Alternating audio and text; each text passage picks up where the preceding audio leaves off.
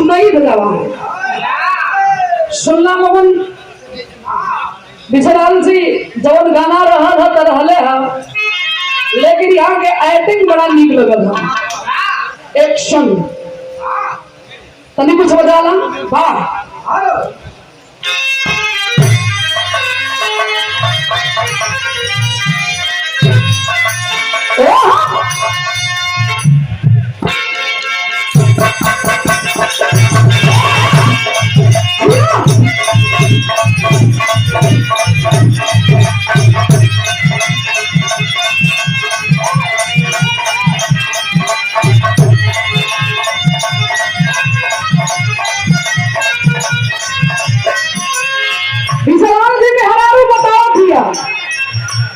काम के नहीं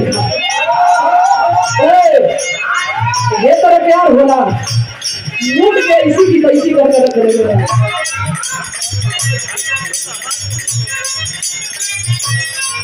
हाँ ना कहा थी शहरों में हरारू अपने मर्द के समझा दिया नेट पर देखला कि मेहरारू और मर्द के पति और पत्नी के प्यार का है। एक दिन बार एकदम कटकटाइले जैसा नहीं और खाई खा के वो सुखती महरुआ तो होते का ये कहालस दुनिया में जहाँ जाती है सोनी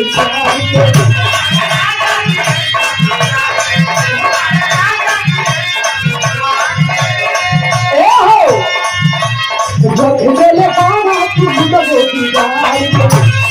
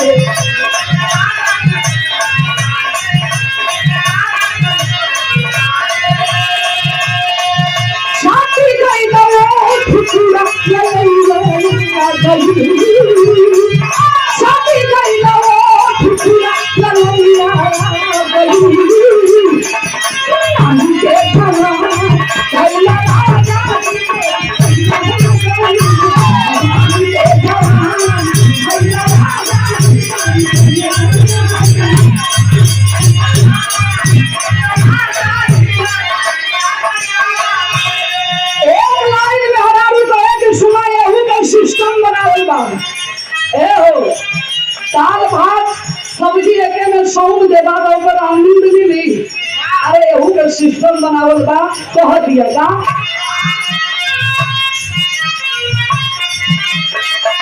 क्या कहा दिया कत चोरी कर दिया रे इंसान पड़ी बात के